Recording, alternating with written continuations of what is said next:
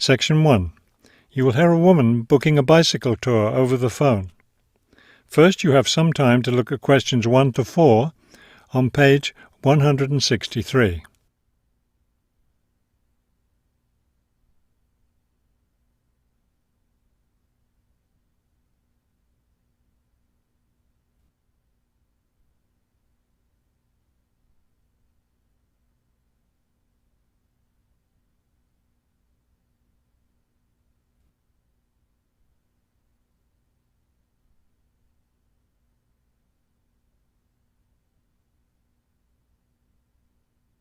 You will see that there is an example that has been done for you.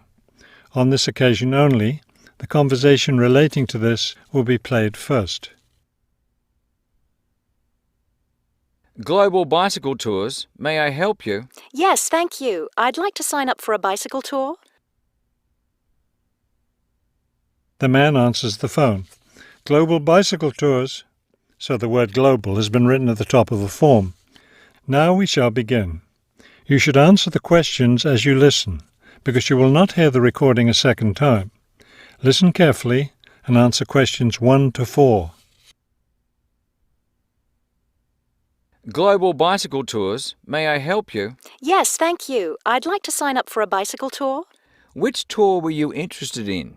We have the River Valley tour coming up in June and the mountain tour in July. The River Valley tour is in June. I thought it was in May. It actually takes place the first week of June. Oh, I see. Well, I can still do that. The River Valley tour is the one I want. Splendid.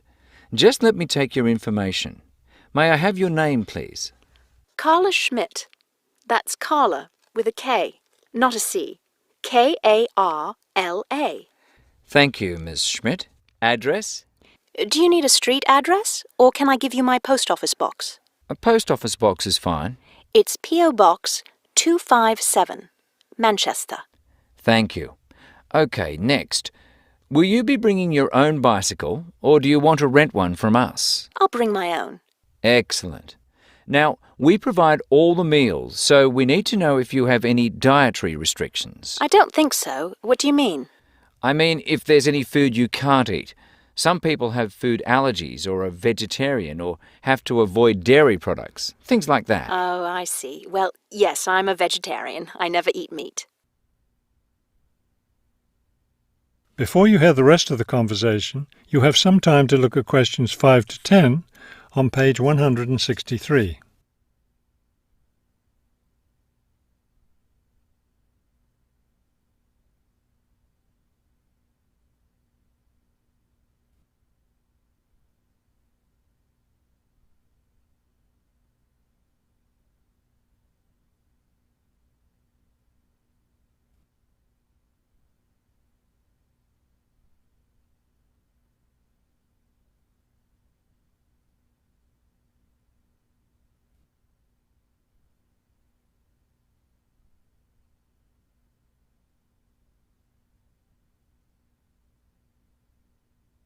Now listen and answer questions 5 to 10. All right, I'll make a note of that. Now, the total cost of the tour is $750. That much? The price includes everything. Food, hotel, transportation, everything. Everything? Yes, everything. The only other thing is you'll want to tip the tour guide. We usually recommend 5% of the total tour cost. A 5% tip. I guess that's reasonable. In order to reserve your space on the tour, I'll need a 30% deposit. Do you need that right away? We generally ask for the deposit at least 4 weeks before the tour begins. The River Valley tour begins, 6 weeks from now. So you'll need to pay the deposit in 2 weeks. I think I can do that. I wonder if you could tell me something. How will our luggage be transported? Do we carry it on our bicycles? No, you leave that to us. We have a van that carries your luggage from hotel to hotel each day, so you don't have to worry about it. Great. I have a luggage rack for my bike, but I guess I won't have to bring that. No, you won't. But there are a few items we recommend that you bring. We can't control the weather, so you should bring a raincoat or rain gear. Yes, that's a good idea. And I should have my own spare tyre too, shouldn't I? Actually, you don't need that, as our guide always carries some. And of course, you won't need maps either, since our guide has the route all planned. What about a water bottle? I'll need that, won't I? Yes, you should definitely have a water bottle. A camera would be a good idea too, since that tour goes through some very scenic areas. I have a guidebook of that area. I wonder if I should bring it along. We don't recommend guidebooks. It would just be extra weight, and the tour guide knows a great deal about the area. Yes, I see. Is there anything else I need to know? I think we've covered the important points. I'll send you a tour brochure, and you can call again if you have any questions. Thank you very much. That is the end of section 1. You now have half a minute to check your answers.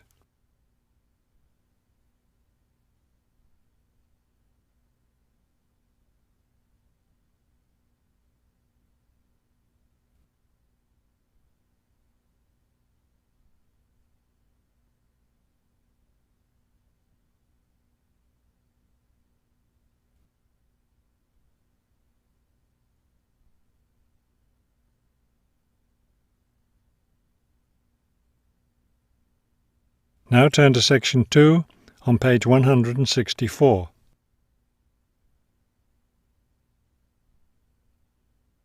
Section 2. You will hear a tour of a newly renovated health club. First, you have some time to look at questions 11 to 15 on page 164.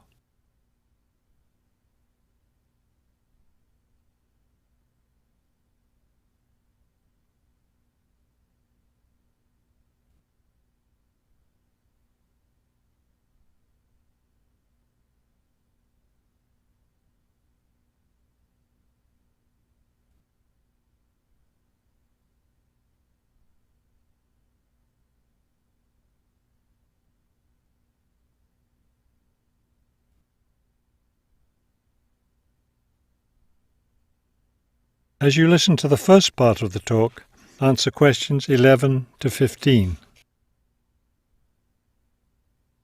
Thank you all for coming to see the new renovations to the Hartford Health Club. I know you'll be as pleased as I am to see the wonderful results of our months of hard work to improve the club and bring you the best facilities ever. We'll begin in here with the swimming pool. You'll notice the new colour of the adult pool, a lovely cool green. Now walk over here and look at the children's pool.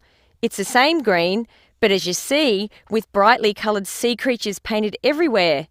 Both of the pools needed painting, not only for maintenance, but I think the new colour greatly improves the atmosphere of this part of the club.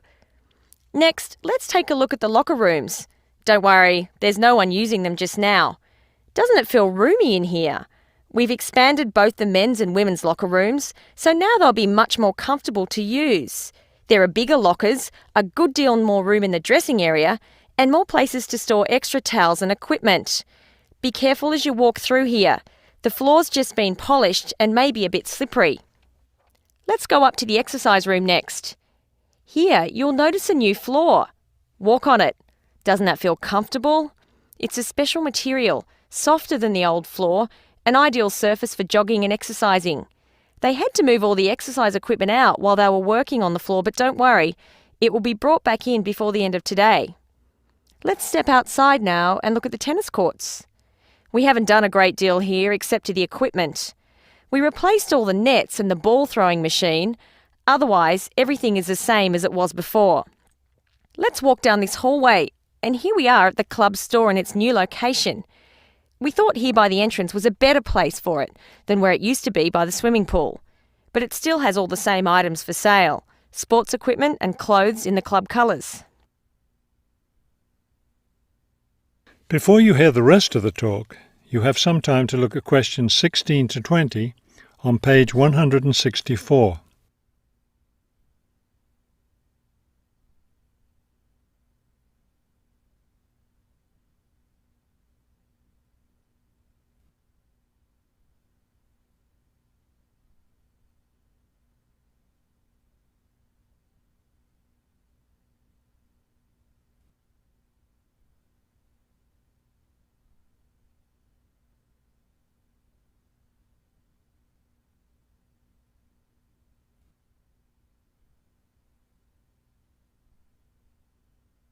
Now listen and answer questions 16 to 20. We're excited about the upcoming activities and events to take place in our newly renovated club. Now that the pools are ready for use again, swimming lessons will begin tomorrow for both adults and children. If you haven't signed up yet, you can stop by the office before you leave today and put your name on the list. If you're a tennis player, you'll be interested to hear about the tennis competition coming up on Wednesday. Players from different clubs all over the region will be participating. If you'd like to watch the event, tickets are available in the office. Also, I want to be sure you all know you're invited to our club party coming up next weekend. We're celebrating the completion of the renovation work, and we have a lot to celebrate.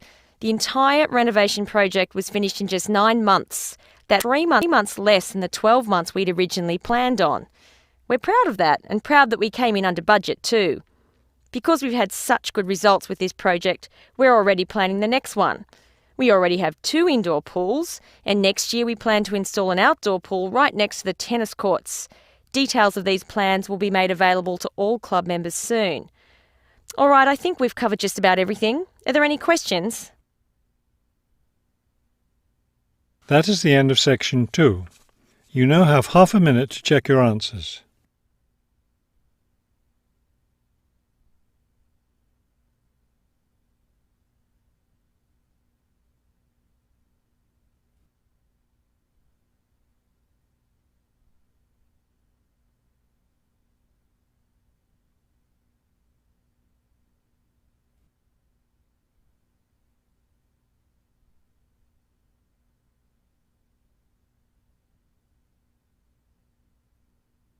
Now turn to section 3 on page 165.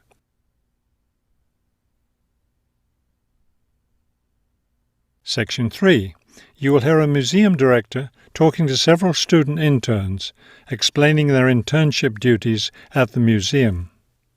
First, you have some time to look at questions 21 to 25 on page 165.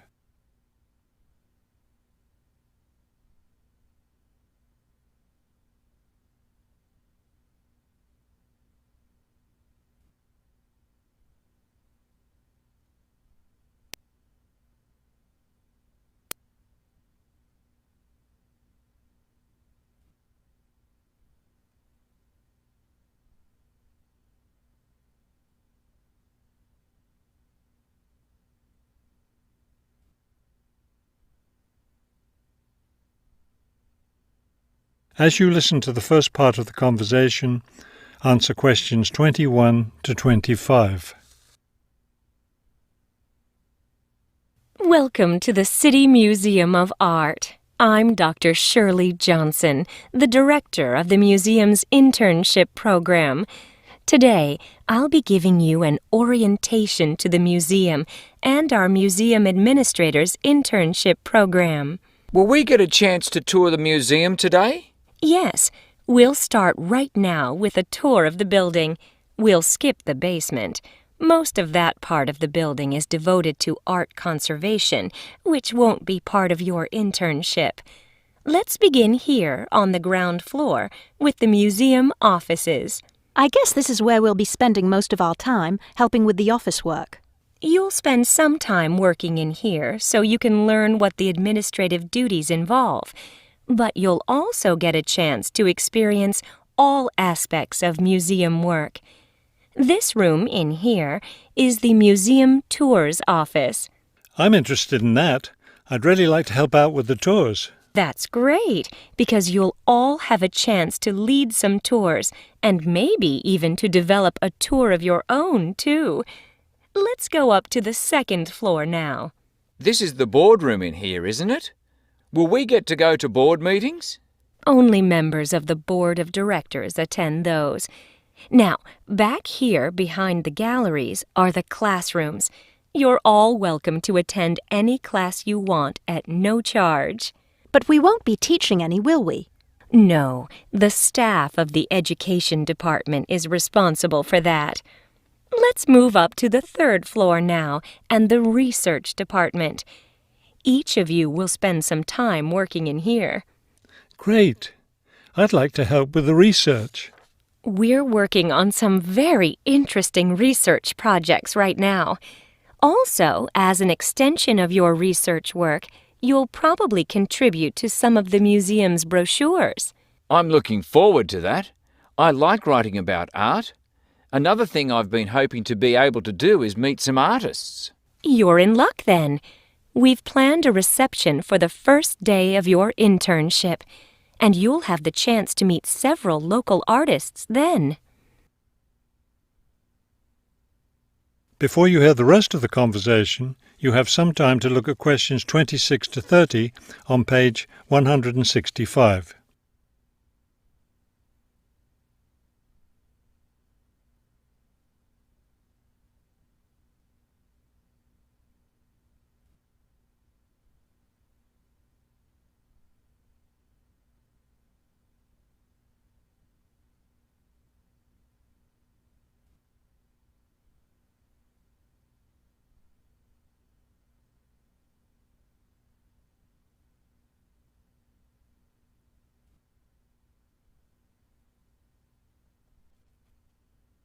Now listen and answer questions 26 to 30. Could you give us a little background of the museum? I mean, when it was built and some information about the collections and things like that? Of course. The main part of the museum was built in 1895 with a combination of public and private funds. The new wing was built 60 years later with a donation from the Rhinebeck family. That part of the museum was built for the modern art collection, wasn't it? Yes, it was. In the main part of the museum, we have a gallery devoted to works by local artists, our sculpture collection, and a small collection of classical European art. You mentioned classes earlier. What kinds of classes does the museum offer? In our adult education program, we offer a series of art history classes, and for children, we have a program of arts and crafts workshops.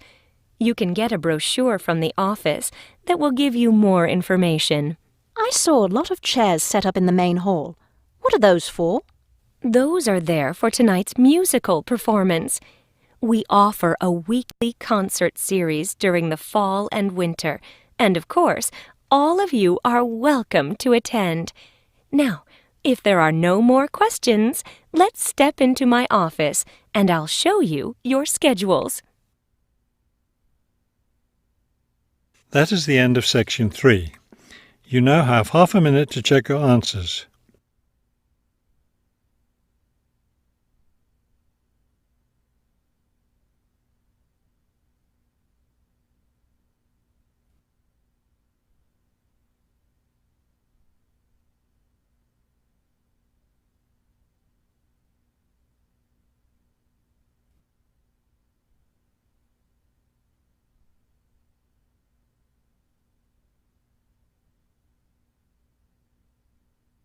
Now turn to section 4 on page 166.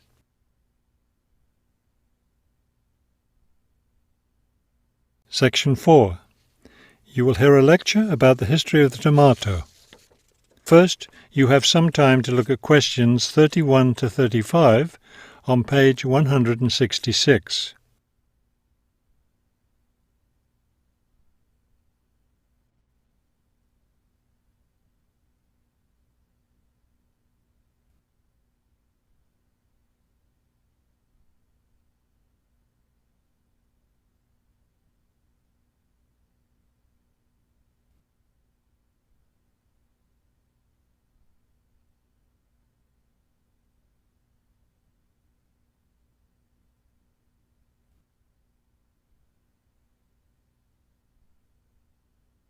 Now listen carefully and answer questions 31 to 35.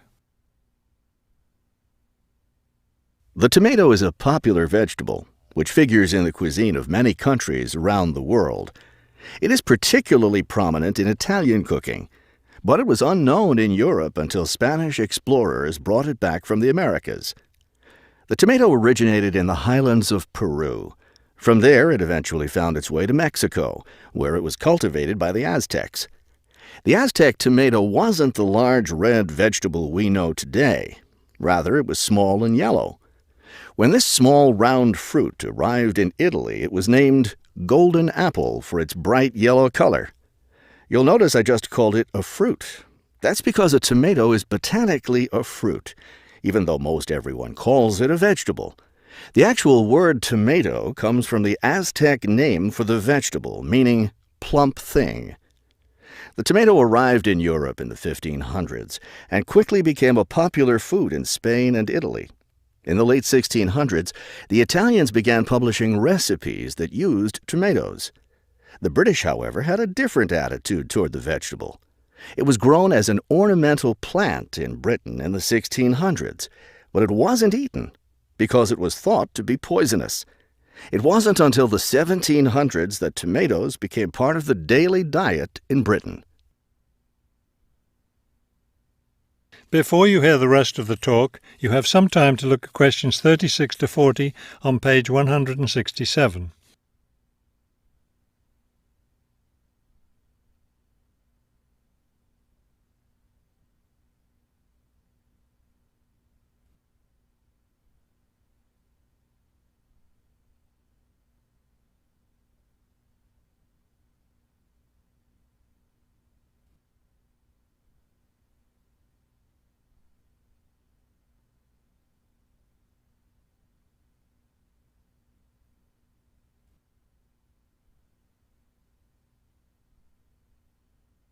Now listen carefully and answer questions 36 to 40.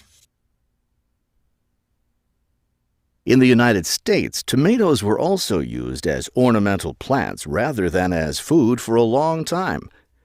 This attitude began to change in the 1800s. In 1806, a gardener's calendar mentioned that tomatoes could be used to improve the flavor of soups and other foods. Thomas Jefferson did much to enhance the tomato's reputation as a food. He first served tomatoes to visitors at his home in Virginia in 1809. Then in 1820, a man named Robert Gibbon Johnson decided it was time to discard once and for all the idea that tomatoes were poisonous. To prove his point, he ate 1 kilo of ripe red tomatoes in public. 2,000 people gathered to watch this feat, which took place on the steps of the courthouse in Salem, Massachusetts. Amazingly enough, Johnson survived this stunt. The popularity of the tomato as a food began growing rapidly. Soon people all around the country were eating tomatoes. By the 1830s, American newspapers and magazines were publishing thousands of tomato recipes. However, all those recipes involved using tomatoes in some cooked form. Tomato salads and sandwiches were still unknown. It wasn't until a century later, in the 1930s, that it became popular for people to eat raw tomatoes. That is the end of section 4. You now have half a minute to check your answers.